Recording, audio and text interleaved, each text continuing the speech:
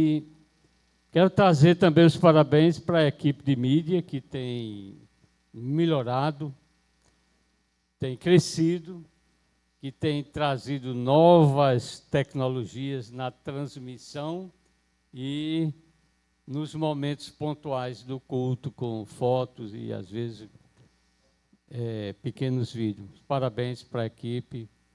E jovens bem atentos e atualizados estão nesse desafio de melhorar. Amados, Evangelho segundo João, capítulo 1, versículo 11.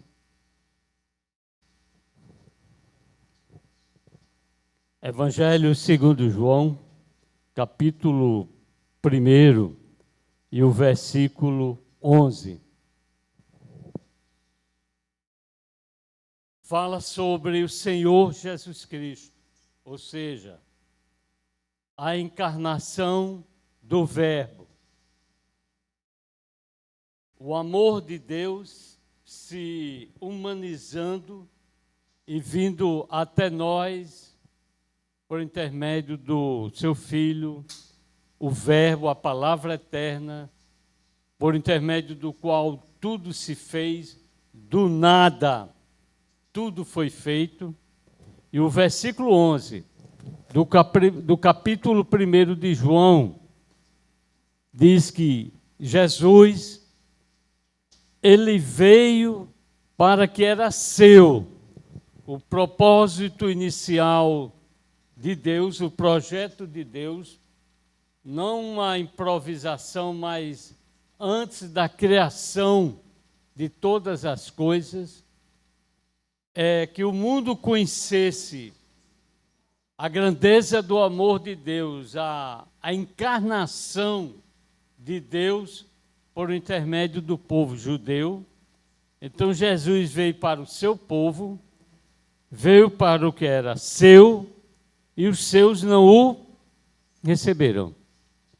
Ou seja, mas essa palavra se estendeu ao mundo não judeu, ou seja, aos gentios, e nós o aceitamos e temos como nosso Senhor e Salvador das nossas vidas.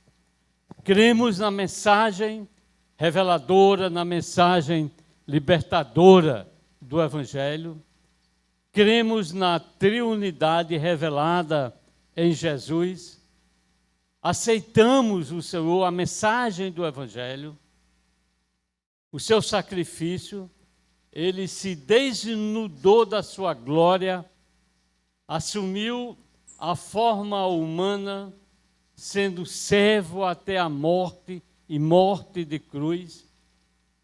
E ao terceiro dia ele ressuscita e retorna para a sua glória, numa anunciação de que um dia voltará. E quando a gente crê, um dia até, certa vez eu falava aqui, que nós nos batizamos nas águas, num testemunho doméstico, local, público e cósmico, dizendo que cremos nessa mensagem. Mergulhamos nas águas porque, de uma forma antecipada, morremos com Cristo e ressuscitamos com Cristo. E, ao sairmos das águas, estamos vivendo em novidade de vida. Então, é um momento oficial de uma inserção na vida da igreja. E, a partir daí, a gente começa a estudar a palavra, a ver, a crescer, apesar das falhas, das fragilidades humanas, como foi cantado, pregado e sempre é anunciado, nós aguardamos a sua vinda, que um dia ele voltará numa dimensão de glória, como nós iremos destacar daqui a pouco. Ou seja, como igreja, crendo nessa mensagem, nós deixamos dois marcos: o batismo e, consequentemente, a ceia do Senhor, que é uma continuidade de um memorial eterno de redenção na cruz e o Calvário, mas há uma ressurreição, e estamos apontando que ele voltará. Mas os judeus não creram. quando o Senhor ele vem na plenitude dos tempos, conforme é reconhecido na vida, na história, na prática da igreja, ele vem na plenitude dos tempos, quando o mundo tinha um idioma grego, uma forma de pensar mundial, quando os romanos dominavam e construíram as estradas para que os missionários pregassem o Evangelho. Então ele vem na plenitude dos tempos, e com isso ele encontra no seu povo uma base judaica, um monoteísmo que vem de Abraão, que vem de Moisés, que vem dos patriarcas, mas parece que eles tinham tanta experiência com essa visualização do humano sendo usado pelo poder de Deus, que eles se acostumaram com isso e criaram uma dependência puramente humana na ação do humano. E tinha a classe dos saduceus, que cuidavam do templo, não criam na ressurreição. Tinha aqueles que eram os fariseus, que Jesus muito combateu, que eram os doutores da lei, e dentro dessa classe surgiram os rabinos, e os rabinos, eles criaram um tutorial, né, teológico, dizendo que estavam aguardando o Messias, mas que o Messias, na visão judaica, até hoje, no judaísmo clássico, em sua essência, o Messias ele é puramente humano, assim como Abraão foi, como Moisés foi, como Davi foi, como os patriarcas foram.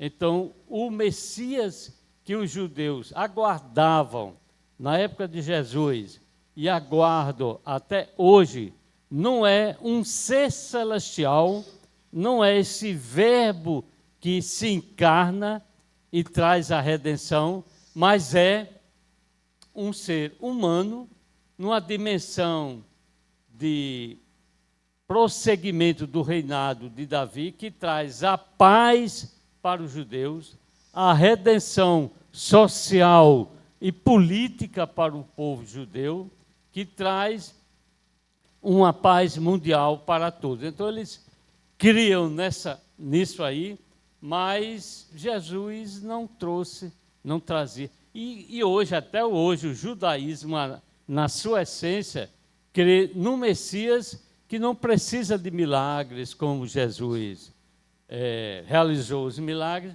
precisa apenas trazer a paz, a harmonia, a independência política, social do povo judeu.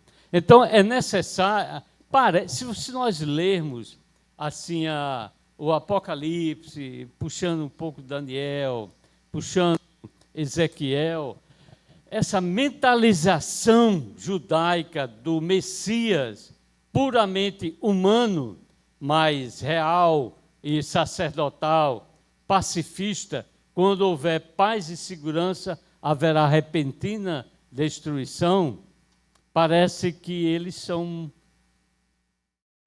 se encaixam. Não estou aqui defendendo uma tese doutrinária, mas parece que se encaixa muito bem no 666, naquele pacto para o período da grande tribulação. Bem, dito isto, vamos lá para Salmos, capítulo 22. Salmos 22. Agora veja o seguinte: por que que nós cremos no Senhor Jesus Cristo como o Verbo que se fez carne? O Velho Testamento antecipou mais de 300 profecias que foram cumpridas no Senhor Jesus Cristo. Então, mais de 300 profecias do Velho Testamento se cumpriram precisamente em Jesus Cristo. Nas últimas 24 horas de vida de Jesus, enquanto ele estava sendo preso, julgado aceleradamente e crucificado no dia seguinte, nas últimas 24 horas, o Senhor Jesus Cristo cumpriu 27 profecias precisamente. Então, a Bíblia do Primeiro Testamento tem mais de 300 profecias sobre o Messias, que se cumpre precisamente em Cristo Jesus, o nosso Senhor. E nas últimas 20, eu faço essa repetição para esse destaque, e nas últimas 24 horas de vida de Jesus, ele cumpre 27 profecias precisamente. A sua roupa que foi sorteada, que foi vendido, então tudo foi profetizado de uma maneira precisa. Salmo 22 é o salmo da crucificação.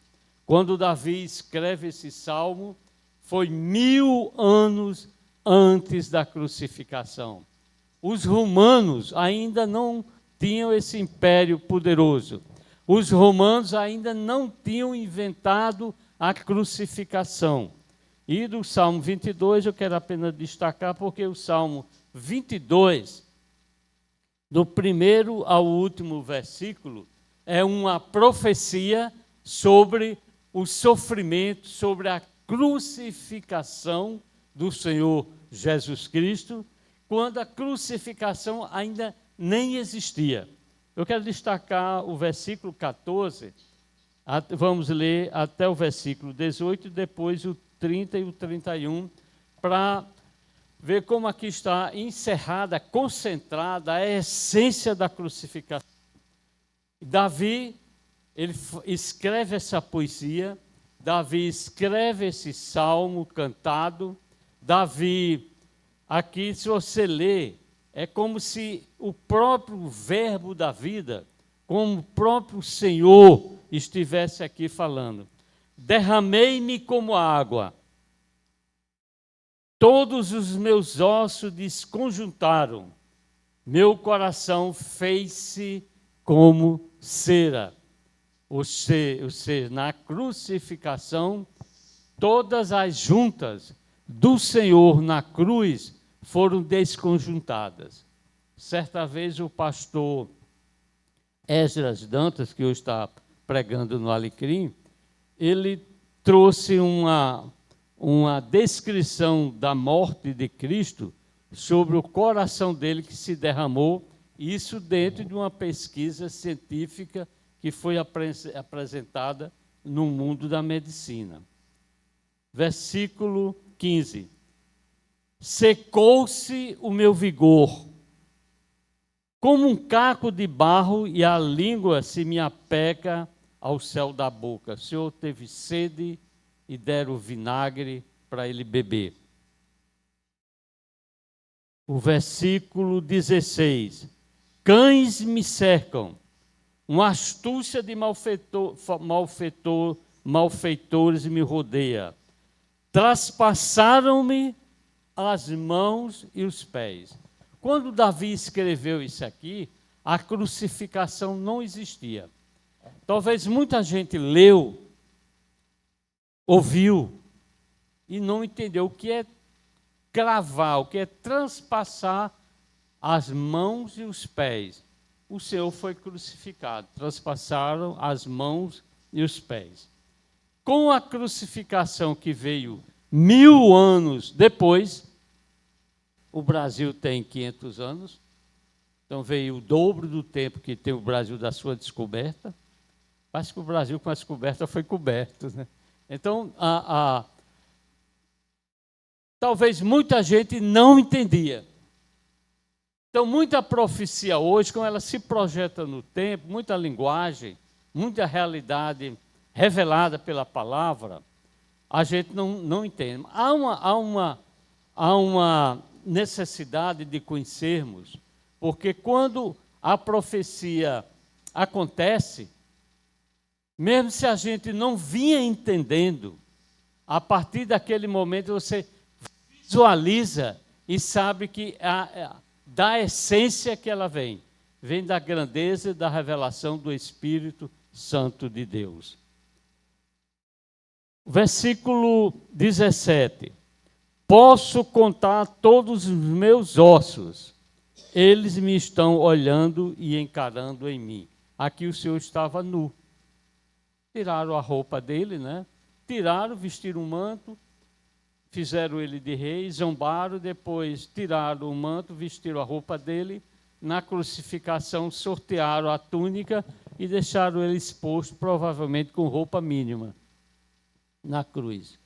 E ali ele diz que na cruz ele estava com toda o seu corpo, os seus ossos expostos. 18. Repartem entre si as minhas vestes e sobre a minha túnica deitam sorte. Então os soldados sortearam ali no pé da cruz a túnica do Senhor Jesus Cristo. Então se cumpre aqui Davi. Antes também ele fala do desprezo, do sofrimento, os versículos anteriores, mas sofre calado. Aqui é a essência da crucificação, é o verbo antecipadamente, 1000 anos antes, falando e profetizando isso aqui. Eu quero pular para o versículo 30 e 31, e o 30 diz: a posteridade, nós, vocês, a humanidade, a posteridade o servirá. Falar-se-á do Senhor à geração, daí a necessidade da pregação do Evangelho, da missão local, familiar, nacional, regional, seja qual for. A posteridade o servirá. Falar-se-á do Senhor à geração vindoura. Esse é o nosso propósito. Hão de vir anunciar a justiça dele ao povo que há de nascer. Contarão que foi ele quem o fez. Então essa é a anunciação do Evangelho e nós pregamos hoje Cristo e Cristo crucificado, Cristo ressuscitado. Dando um pulinho aqui para o Salmo 24, versículo 7, quando o Senhor retorna, quando ele é humilhado, massacrado, entrega a sua vida, ele não é assassinado, não é morto, ele se entrega, né? Ele se entrega.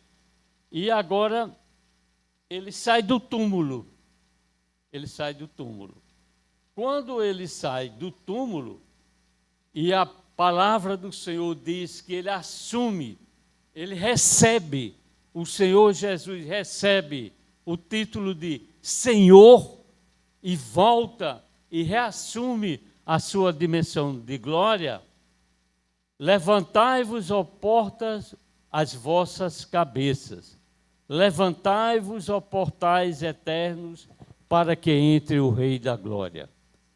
Há uma aceitação no mundo dos estudiosos, no original, da exegese, do entendimento no original, que aqui o Senhor retorna, após a ressurreição, para a dimensão gloriosa celestial. E quando ele retorna à presença celestial, toda a nação angelical, coerente com a vontade de Deus, levantai-vos, ó portais, as vossas cabeças, levantai-vos, ó portais eternos, para que entre o Rei da Glória, aquele que se humilhou, renunciou, agora ressuscita e volta vitorioso, vencendo a própria morte e nos trazendo a vida e a redenção nele mesmo, pelos seus méritos.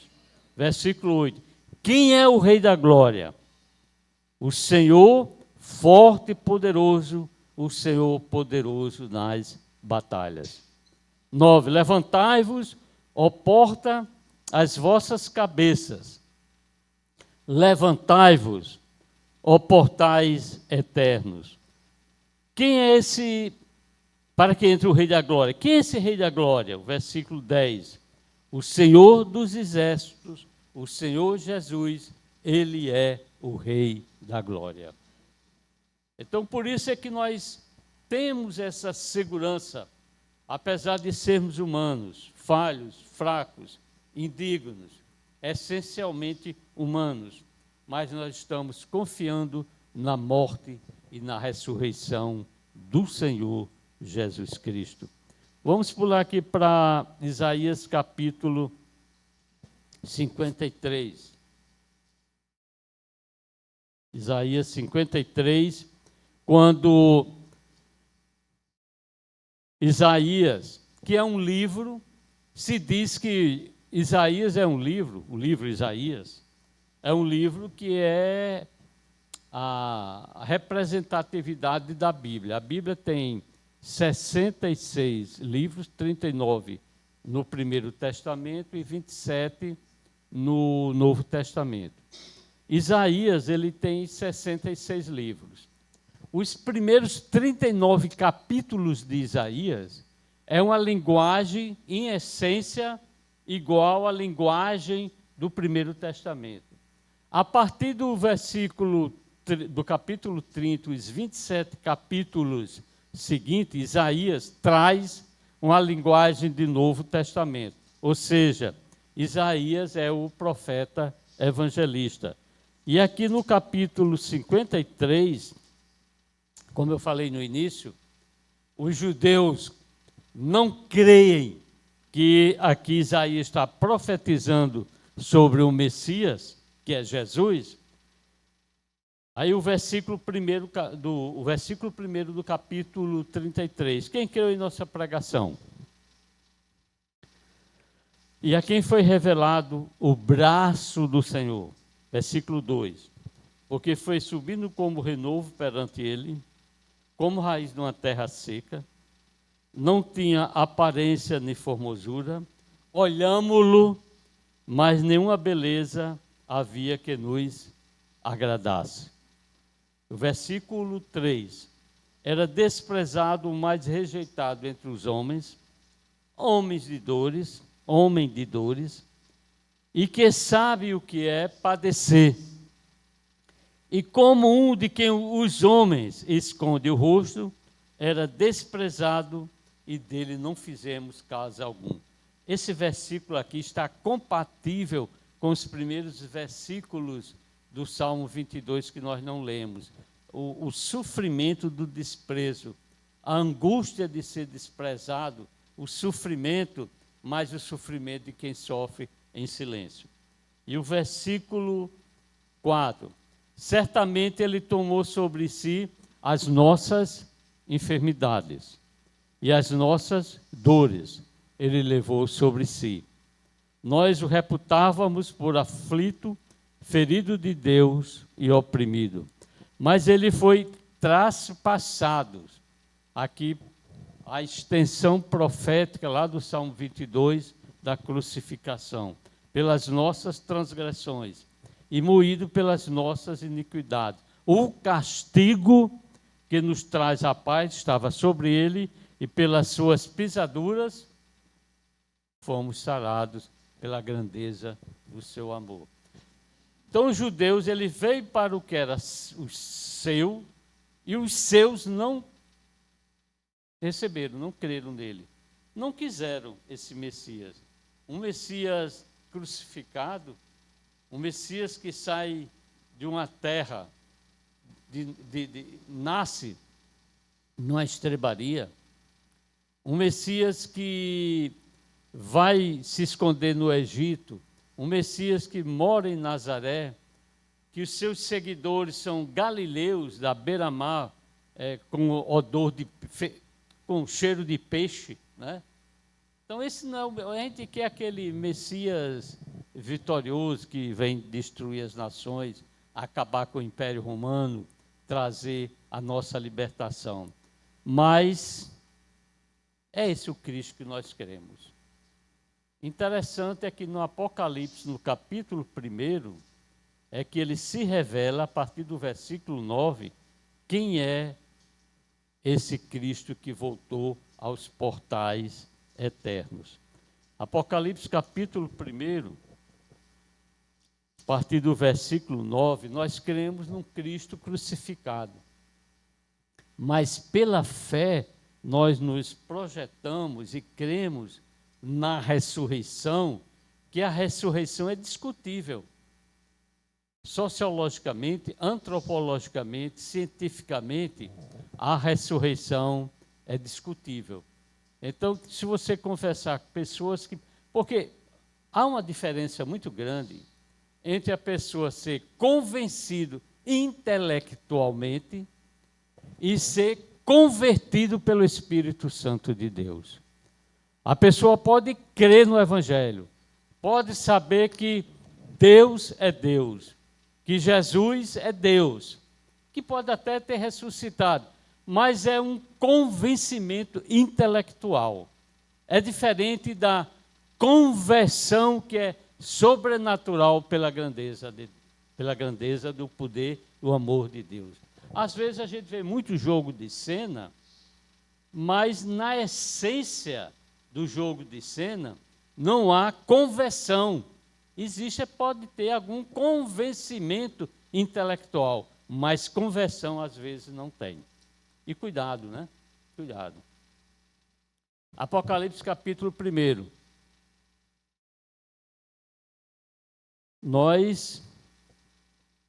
Por que nós cremos? Porque esse Deus voltará à visão de Jesus glorificado. Eu publiquei no grupo da igreja um texto sobre esse texto que nós vamos ler agora, Jesus glorificado. E depois você pode ler. É esse texto de uma forma analisada mais detalhada. E quem não faz parte do grupo, no final, o pessoal aí da mídia vai projetar aqui. Já projetou. Então, se você quiser depois copiar o QR Code aqui, você passa a ter, se não faz parte do grupo, você baixa esse texto, certo? Esse texto é uma extensão do que nós estamos refletindo de uma forma específica para a visão glorificada do Senhor Jesus Cristo. Interessante que nesse texto, então Jesus glorificado. Então aí você tem o arquivo do... Quem quiser entender melhor, do versículo 9 ao 20, Jesus glorificado é esse. Acho que são as 3 ou 4 páginas, né? A4 em PDF. Veja o seguinte, como João, discípulo,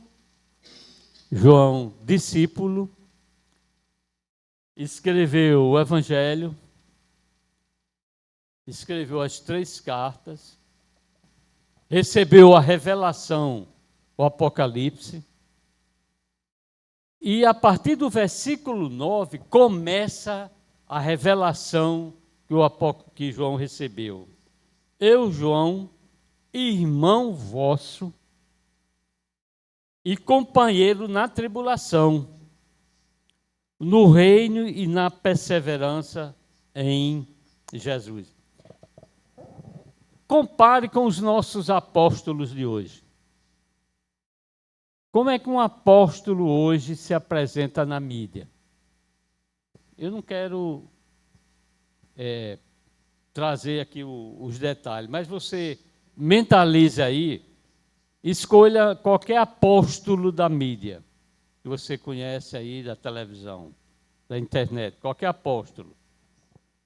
E compare com essa apresentação do apóstolo João, que estava em Pátimos, numa ilha grega, preso, e ficou lá. Parece, a história fala que no finalzinho, ele já velhinho, não podia mais fazer mal ao Império Romano, ele foi liberado, né? Veja como João ele se apresenta aqui. Eu, João, irmão vosso e companheiro na tribulação. Ele não diz, olha, eu sou João, apóstolo, e parece que ele era até primo de Jesus, né? Filho de Salomé, Salomé era irmã de Maria, tudo indica historicamente. Eu sou João, talvez primo de Jesus, apóstolo, recebi essa revelação de Deus, mas ele se apresenta dessa forma aqui, posicionada, eu, João, vosso irmão e companheiro na tribulação. Pulando para o versículo 10. Achei-me em espírito no dia do Senhor, quando ele recebe a revelação, e pulando agora para o versículo 12. Voltei-me, ele vê, ao receber a revelação, ele diz, voltei-me para ver quem falava comigo. E voltado, vi 7 candeeiros, 7 igrejas, 7 candeeiros de ouro, como eu falava hoje para os jovens, os adolescentes. O candeeiro aqui representa a igreja, porque o candeeiro é aquele castiçal hebraico de 7 hastes com tochas, né? 7 tochas, para clarear o ambiente santo. Então, representa a igreja, candeeiros de ouro, e no meio dos candeeiros, um semelhante ao Filho do Homem.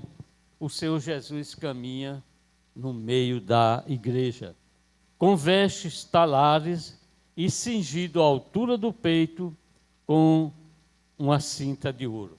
Então, normalmente, na vida judaica, você tinha o sacerdote e outra pessoa sendo rei. Aqui o Senhor, ele ao mesmo tempo, ele é rei e sacerdote. As suas vestes, a sua apresentação é de rei e sacerdote. A sua cabeça e cabelos eram brancos como a alva lã, como neve, os olhos como chama de fogo. Então os cabelos, o seu se apresenta numa simbologia de eternidade e sabedoria plena. Não o cabelo branco, símbolo da entropia crescente, do desgaste crescente, né? Da morte se aproximando. Mas ele se apresenta aqui como a eternidade e a sabedoria plena, e os seus olhos chama de fogo, penetrante de santidade, que tudo vê e tudo sente e tudo percebe. O versículo 15. Os pés semelhantes ao bronze polido, estabilidade, rei, como que refinado numa fornalha, a voz como voz de muitas águas, poder pleno, o Rei dos Reis, o Senhor dos Senhores. Tinha na mão direita 7 estrelas, os pastores dos candelabros, os pastores da igreja. E da boca saía-lhe uma espada afiada, de 2 gumes, o rosto brilhava como o sol na sua força. Ou seja, Rei dos Reis, juiz, e tem o poder de julgar e de definir as nossas vidas. Amados, nós queremos fechar dizendo o seguinte, que alguns cuidados nós devemos ter, porque os rabinos trouxeram uma consciência teológica para o povo judeu, baseado na palavra, que afastaram o Senhor Jesus Cristo dessa realidade do Messias verdadeiro. Então nós devemos ter cuidado em, mesmo vivendo com o Evangelho, lendo a Bíblia, no dia a dia, escutando, os recursos diversos estão por aí. Não termos, né, lógico que o estudo, a capacidade, a teologia, tudo tem a sua grande importância. Mas o ladrão da cruz não tinha teologia nenhuma, ele creu.